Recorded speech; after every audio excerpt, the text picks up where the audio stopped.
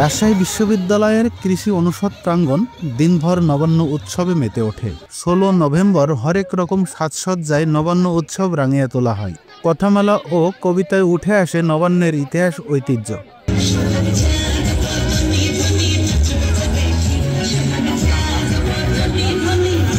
আনন্দ rally ছিল অন্যতম প্রধান আকর্ষণ। রঙিন পোশাক পরে শিক্ষার্থীরা নেচে গিয়ে এই শোভাযাত্রায় অংশ নেন, ছিলেন শিক্ষকরা।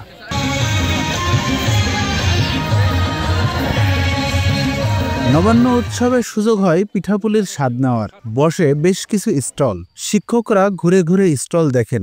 শিক্ষার্থীদের তৈরি পিঠাপুলি সৌজন্য মূল্যে কিনে খান তারা। নায়াসিনামাইড ও স্যালিসাইলিক সমৃদ্ধ লিলি ফেস ওয়াশ, যা ফেসের ডেড স্কিন সেল দূর করে দেয় দ্বিগুণ ফাস্টার ব্রাইটেনিং। উৎসব ও স্টলের আয়োজকরা তাদের অনুভূতি তুলে ধরেন।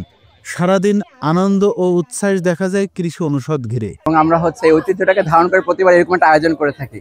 আর এই আয়োজনের সবচাইতে যে ভালো লাগার জিনিসটা সেটা হচ্ছে পিঠা উৎসবটা। যে নবান্ন হচ্ছে বাট পিঠা উৎসব হচ্ছে না, তাহলে সেটা অসম্পূর্ণ থেকে যায়।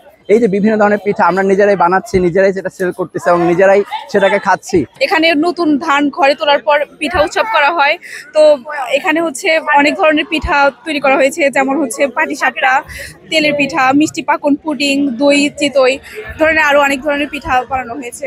বাংলার ঐতিহ্য যে সংস্কৃতি, এটা ধরে রাখার জন্য আমরা এই পিঠা উৎসব আয়োজন করে থাকি। আসলে হিম হিম শীতের বাতাস, উষ্ণতায় ছড়ায় পিঠাপুলির সুবাস।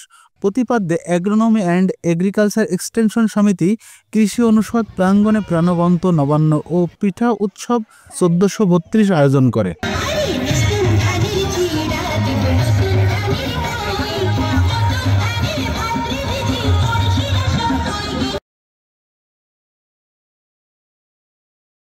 নায়াসিনামাইড ও স্যালিসাইলিক সমৃদ্ধ লিলি ফেস ওয়াশ, যা ফেসের ডেড স্কিন সেল দূর করে দেয় দ্বিগুণ ফাস্টার ব্রাইটেনিং।